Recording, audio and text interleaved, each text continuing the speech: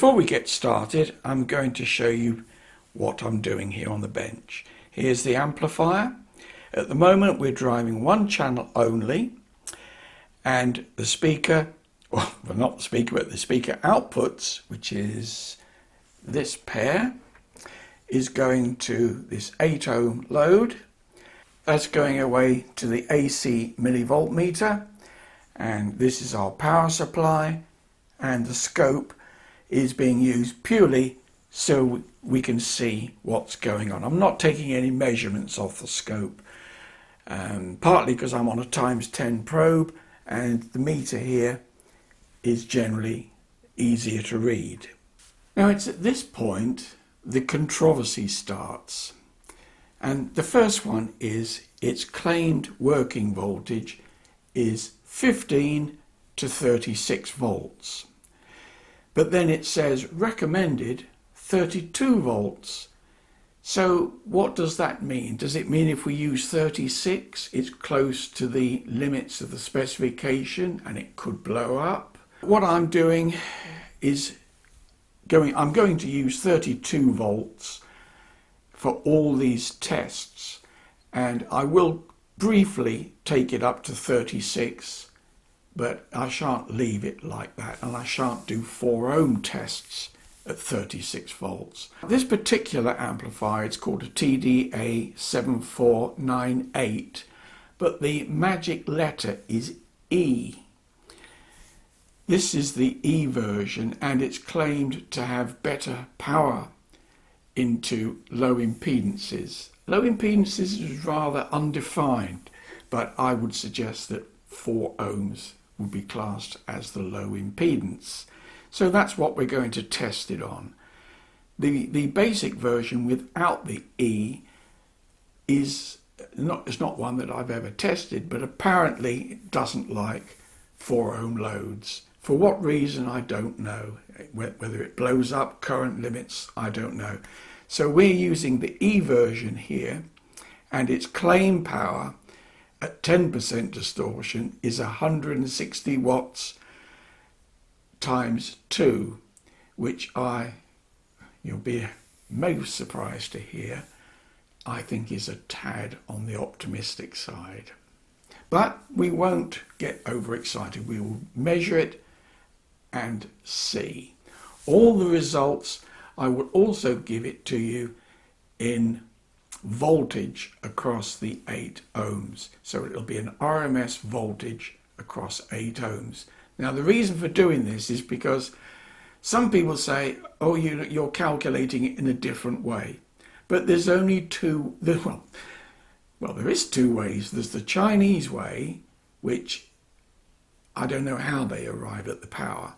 There's the mic way, which is I take the voltage up to clip, I show you the clipping on the scope, measure the voltage, I'll tell you what the voltage is, and then with the aid of my trusty calculator, I will tell you what the power is. No hidden truths or no messing about. What you'll see is what it is. I purchased this with my own money, so I'm not under any obligation to fantasize. Now, as you can see, this has got fan cooling on it, and it's actually thermostatically controlled.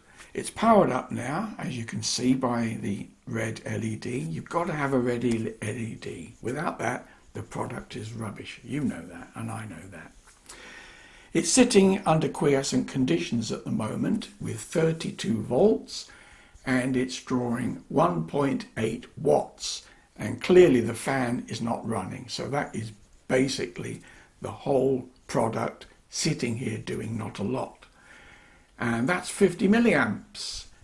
And so far in my listening tests, I have to say you have to be caning it before the heatsink, which is a rather good one. Much better than the ones that use this kind of heatsink. This one has too much mass and takes a very long time to heat up, whereas this has a lot of fins which interacts with the air, and when the fan does come on, it's on for 10-15 seconds and then it will switch off again. At the moment, the temperature of the heatsink is just noticeably warm to touch, so I would suggest that's probably about 26 degrees Celsius, so obviously the fan's not running. I suspect that when we start sine wave testing, the fan will come on, but saying that, we're only powering one channel at present, so the figures that you're going to get will be the best figures. Obviously it will use twice as much current on both channels and the fan will start running. Everything is floating because the outputs are not, the negative, so to speak, is not ground, because each amplifier in here, there's four amplifiers on the whole board, and there are two bridged per channel. So neither speaker output is grounded, and if I had everything grounded, it would effectively short the speaker out and make the amplifier very unhappy. So everything is floating. There's no grounds on the products at all. All the equipment is floating as well. So let's turn up the power and see what we get. We're feeding in 1 kilohertz and we'll concentrate initially on the scope. I'm increasing the gain by the volume pot on the amplifier itself. So we'll turn this up until we get... Now here's another interesting factor. On most Class Ds you get this fuzziness. If I zoom in a little bit more, you'll see it gets fuzzy at the top, but that's not actually clipping. If I continue to go up, see, there is clipping, and there's quite a difference between clipping and where the fuzzies start. So initially we will go for where clipping is and include the fuzzies, and that is 20 volts.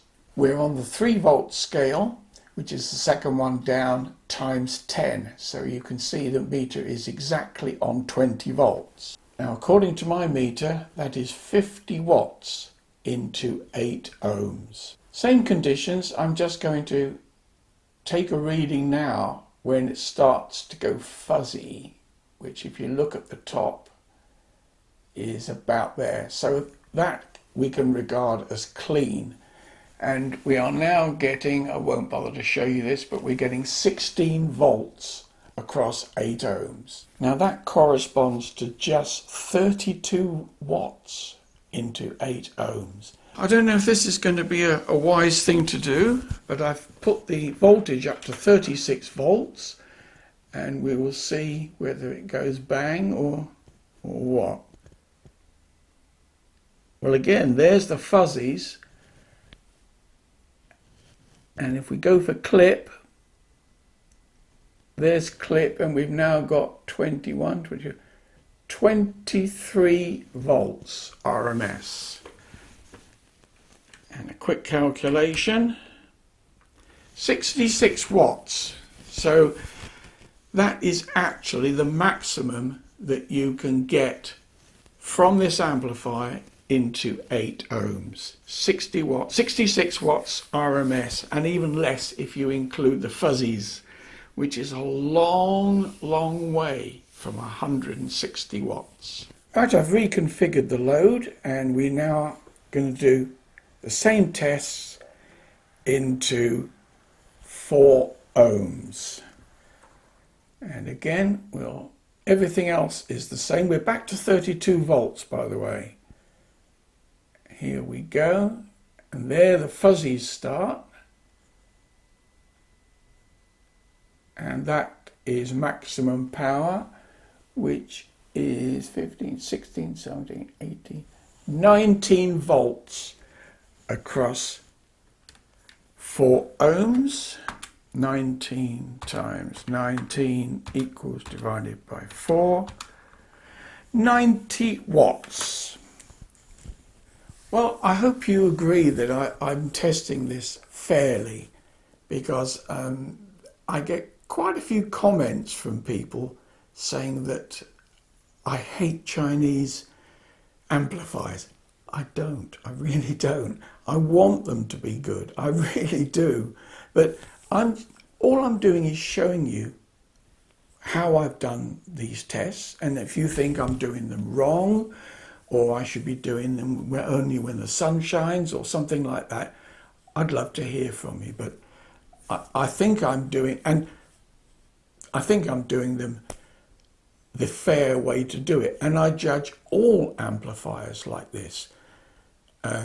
Class D, Class A, B. So if I tell you it's giving 100 watts, it really is. And equally, if I tell you it's only giving 5 watts, it really is.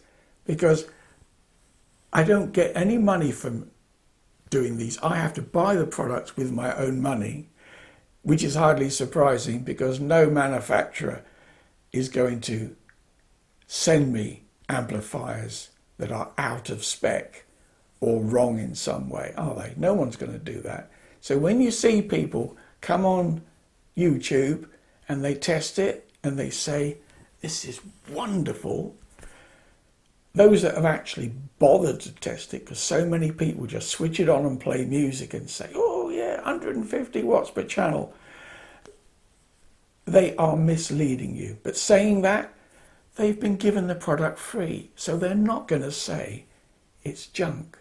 And I'm not going to say this is junk, because it isn't. For what it is and the power that it does give, it's very good.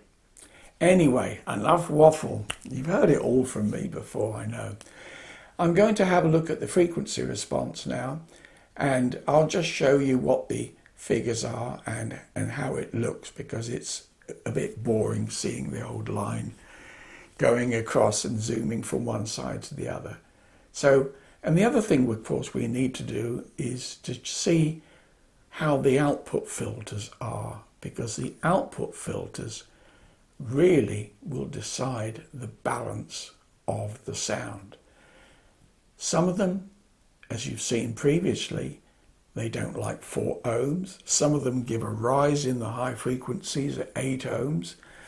And when you consider, unlike a Class A or Class AB amplifier, which is largely independent of the load, a Class D amplifier is very reliant on the load. And if you have a loudspeaker that dips to say 3 ohms and goes up way past 8 ohms, it will sound very different, because mostly in the high frequency department. You'll see what I mean. I haven't done this yet, so I'm just generalizing from my experience of Class Ds. So let's get started. The first test we're going to do into 8 ohms, and I've set the meter on the 0 dB scale here, and that's the one you need to look. It is slightly, let me adjust it so it looks right, because it's the angle I've got the meter. Right, that looks right, although it's actually a tiny bit off, but it's the only way I can get it so that I can adjust the equipment and you can see it. Right, we're starting at 1 kilohertz. There's our 0 dB reference. We'll hit the low end first, and I'll show you when it starts to get interesting. We're now at 30 hertz, and it's still 0 dB. This is now 20 hertz. Everything is DC coupled, by the way, so we shouldn't be getting any limitations due to the test equipment. We're now at 10 hertz, and it's just over half a dB down, nearly 1 dB down. which is not bad at all, really, to be honest. So we're now 1 dB down and we are at 8 Hertz. So not shabby at all, pretty good. Well, we're still pretty well at 0 dB, but saying that, it's only 7 kilohertz. So we're going to up the frequencies now, and it's now half a dB down at 13 kilohertz. Again, not too bad. Let's go for 1 dB. And that's 1 dB down at 18 kilohertz. So it's okay, but nowhere near as good as a class AB. And just out of curiosity, let's take it right up to 20K. And it's, well, let's go to 2 dB. 21 kilohertz, 2 dB down. So we'll do the same test now. We won't bother with the low end because that will be the same. So we'll just go on to 4 ohms now. Right, well, this is not looking good. For 1 dB down, which is roughly what we've got, it's only 7 kilohertz. And the fans come on, so it doesn't like 4 ohms. And I'm only running at about 10 watts. So we'll keep it going. 2 dB down at 10 kilohertz. That is poor, very, very poor. Let's just keep going and go up to 20 kilohertz. I hate to think how far it's going to be down on this. Right, there's 20 kilohertz and it's 6 dB down, which is atrocious. So the conclusion that one has on this is that the filters are not very well designed. It seems to be optimized. I've done this off camera. You do get a flat response at 10 ohms, but who's got a 10 ohm speaker? Nobody. So the conclusion is, on the frequency response, it's not suitable for 4 ohm speakers. Now, if you're buying this as a PA amp or something like that, my question is why, because it hasn't got a lot of power. But it is not suitable for 4 ohms at all. And I would suggest if you've got 4 ohm speakers, you give this a very wide berth, because 6 dB down is probably one of the worst I've ever measured on any product.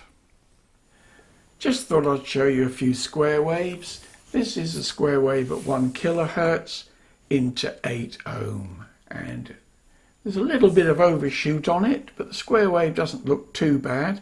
This is what it looks like into 4 ohms, and you can see it takes the overshoot off and actually looks a better square wave, but still. Well, that thing is a 10 kilohertz square wave into 8 ohms, again 4 ohms. Well, I don't know what the hell that's supposed to be. It's very unsquare, that's all we can say. I haven't actually gone back to a sine wave. That is the 20 kilohertz square wave. And it's a bit of a demand for any amplifier, but it doesn't bear any resemblance to a square wave at all. And into 4 ohms, I haven't even looked yet. Let's have a look.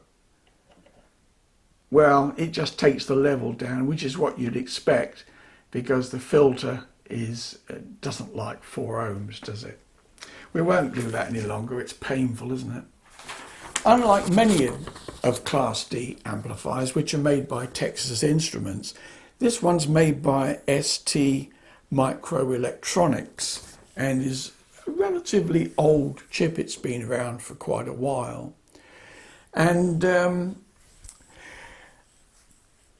I've looked at 1 or 2 other people that have reviewed this, admittedly some years ago, and a couple of people have said they found it noisy, but unusually I found it very quiet, and even connected to my Monitor Audio Silver 500 speakers.